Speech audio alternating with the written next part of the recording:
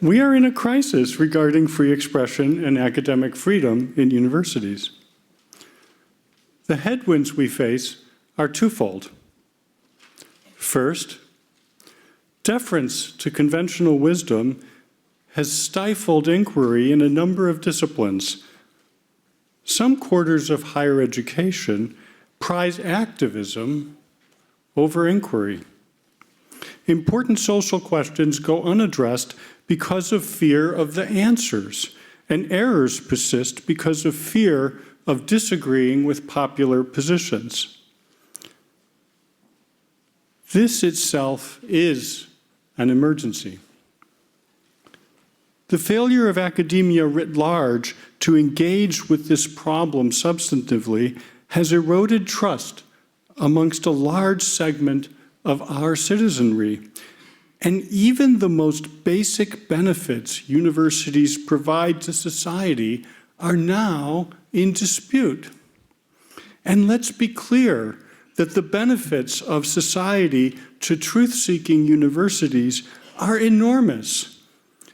We live in a world where the well-being and prospects of humanity depend on deep knowledge being wielded responsibly. One thing Americans can agree on, for example, is the need for new medicines and new approaches to overcoming diseases. These new discoveries emerge from our nation's great universities with regularity. Our universities and academic medical centers are poised in the years ahead to augment the biotechnology revolution with new AI tools, and in due course with quantum information approaches, yielding a tremendous spurt of innovations that will benefit our society enormously, provided we continue to foster this critical work of understanding and discovery. The second headwind is the threat to academic freedom from government intervention that could result when frustration with the shortcomings of the academy builds up. Consider the example of the adoption of policies in many states that explicitly ban the teaching of certain controversial ideas and theories in public higher education institutions. The possibility of political intervention in universities is hardly new. My predecessor, Ed Levy, spoke to this with his characteristic clarity and rigor. He wrote, "It is of the utmost importance that political dictation of American universities be resisted. Each concession for reasons of expediency encourages new encroachments." I could not agree more. When governmental entities or external forces censor the free expression of faculty and students and seek to compel conformity, the possibility for universities to remain places of genuine truth-seeking is put at dire risk. This kind of remedy can kill the patient. What then is the path forward? To all those who, despite their concerns, can see that universities are places of hope and promise, I can say with confidence that this university, the university that birthed the Chicago Principles, is showing the way. Today, we celebrate the 10th anniversary of the Chicago Principles. And in doing so, we have a chance to think together about how they can lead us toward resolution to this crisis. A decade ago, when the principles were written, with many of the participants in that here in this room, we already could see the beginnings of this period of stark contestation and societal division. Bottom-up rather than top-down challenges to free expression emerged. So-called cancel culture, shutting down speakers, the call for safe spaces, and more, heralded a new and rather terrible moment.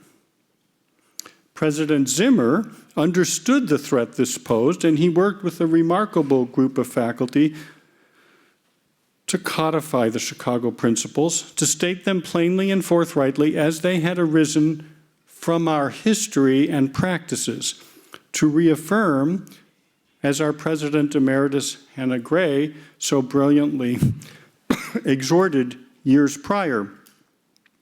Education should not be intended to make people comfortable.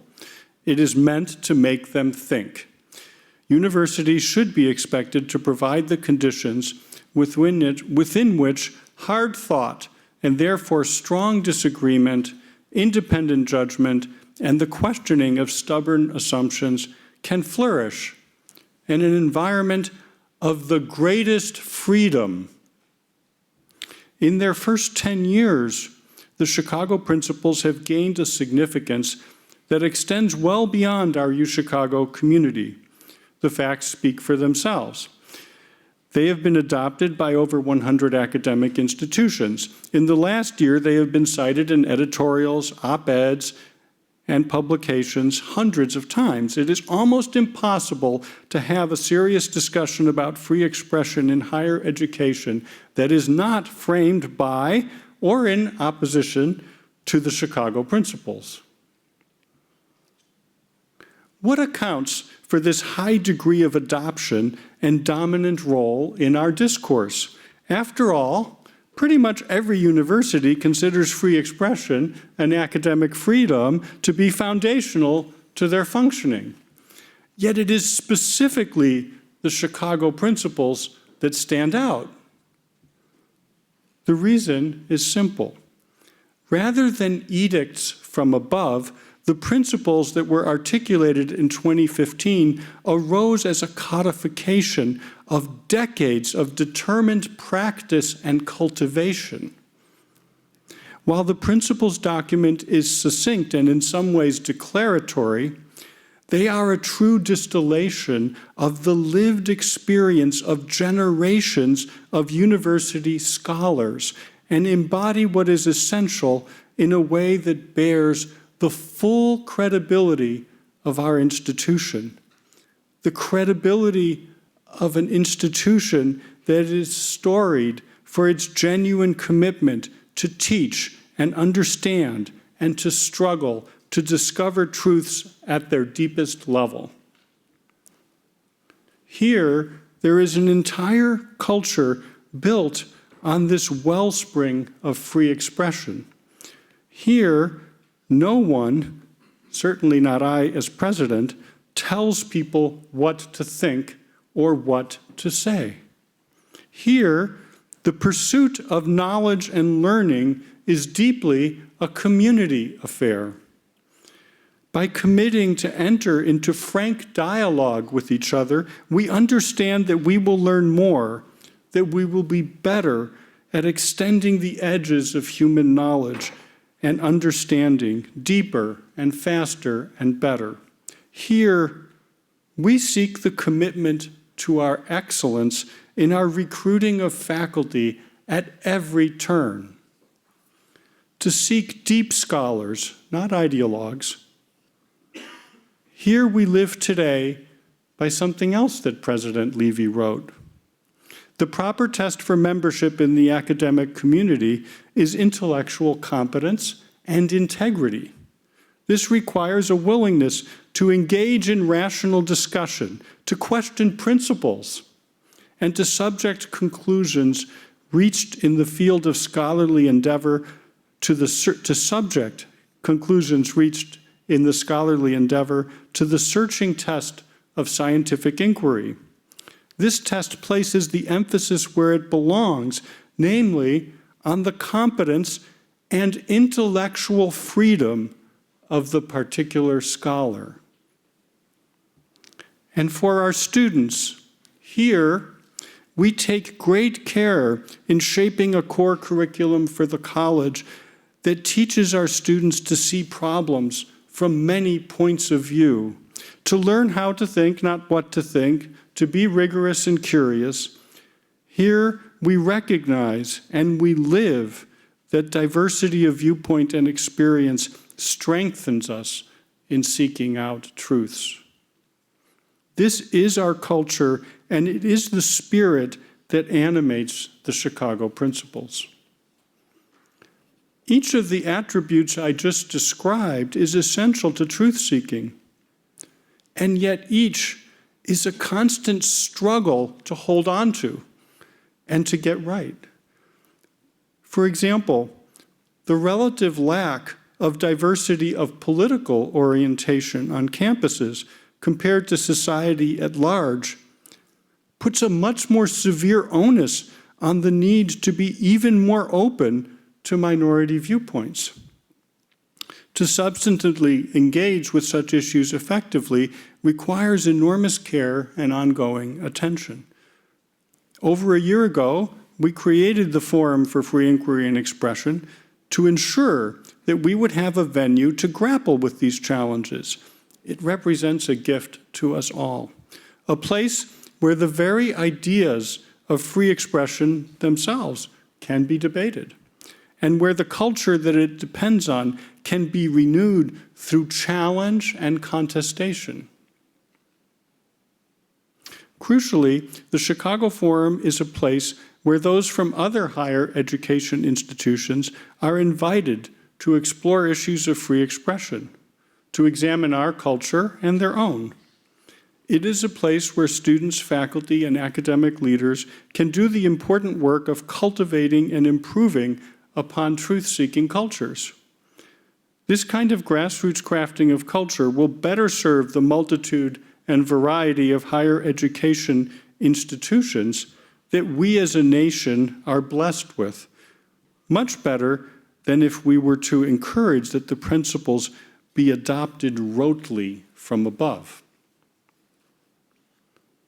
The Chicago Principles have much to offer in their second decade in service to institutions beyond the strict borders of academia.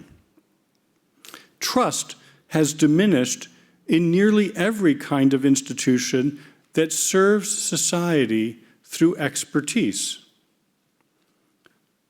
Wherever expertise is called for, credibility of expertise is in decline. This is a tragedy because one of the greatest gifts we have on offer, one of the essential outcomes of our focus on truth-seeking is in fact expertise. Expertise resides with those who have been steadfast in pursuing excellence and who have immersed themselves in a subject so deeply that they stand ready to offer an understanding that is much needed but not commonly achieved. Expertise today is broadly derided, but very, very much needed. We rely on a web of institutions that are specially charged with being places of truth-seeking so that they may offer considered and trusted expertise. Yet we also live in a world where our greatest gifts are most at risk because some of those very institutions that are charged with upholding the ethos of truth-seeking have too frequently undermined their own standing. Instead of creating trust, they have spurred distrust. At the heart of this diminishment is the allegation that the deck is stacked, that experts have a uniform and biased point of view, that the institutions of truth-seeking themselves are not neutral. I am not thinking of those institutions that are in the give and take every single day or every minute or even practically every second. Rather, I am thinking of those institutions that are meant by design to take time and care to get things right. I am talking about academic journals, including scientific ones. I am talking about learned societies, about national academies, about the panels that are needed to perform drug reviews, or to develop science-based recommendations for environmental regulations, or to help with the curriculum for learning math in schools, and so on.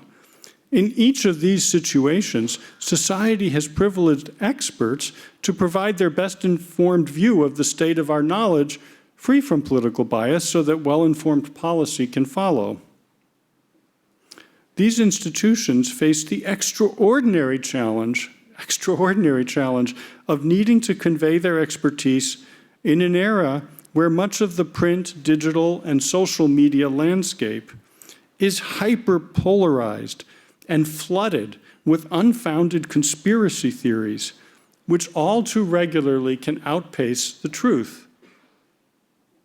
And yet these very conditions call all the more urgently for expertise, for institutions that are dedicated to truth-seeking to cut through this fray. And yet, when editors of scientific journals who represent a large community of scientists with diverse political views choose to endorse one political candidate over another, when academic associations advance or pass resolutions to take a political stance on a conflict on behalf of their entire membership, when primary schools prioritize a method for how to learn to read that is not supported by rigorous quantitative studies, when public health officials fail to interrogate a variety of hypotheses in the public square, such as happened around the origins of COVID, in each of those cases, institutions have in various ways made the choice to speak for a large community of experts with diverse viewpoints.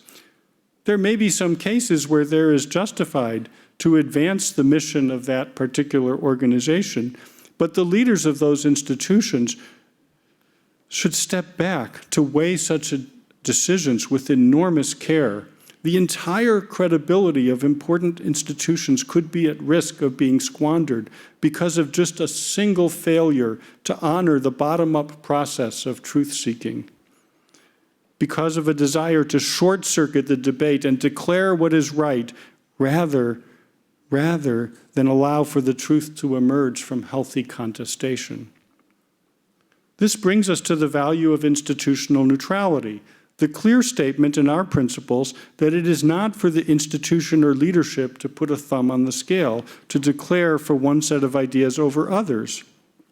To quote the principles, it is for the individual members of the university community, not for the university as an institution, to make those judgments for themselves and to act on those judgments not by seeking to suppress speech, but by openly and vigorously contesting the ideas that they oppose. This, of course, follows from the famous UChicago Calvin report, which anchors the view that institutional neutrality is an essential part of the truth-seeking ethos in our university. For a leader to honor institutional neutrality, is not to be indifferent to the outcome of important debates. Rather, it is to be so curious to know the outcome of the debate that one is devoted to ensuring that the process has integrity. This university is proof enough that the Chicago principles work. I believe they are now ready to graduate. We are expanding their influence through the work of the Chicago Forum, sharing our experiences and insights with other academic institutions, as well as other institutions whose mission derives from their commitment to be truth-seeking. This expanded mission is, in my view, a natural evolution. It is a recognition that the fate of credibility does not rest solely on the shoulders of universities, but that we do depend on that credibility. It is a joint endeavor involving a broader set of institutions whose success is defined by their pursuit of truths. As we look ahead to the next decade of the Chicago principles and beyond, we should do so with determination, hope, and pride. Determination, because what happens at universities and other institutions that serve society with knowledge truly matters, and our ability to continue delivering upon our mission is not guaranteed. Hope, because we know that we can convince society of the value of our truth-seeking enterprise by being trustworthy. And pride, because we have set forth a compelling vision for what it takes to keep the flame of free expression and inquiry alive. We reach out to others to join us. Thank you.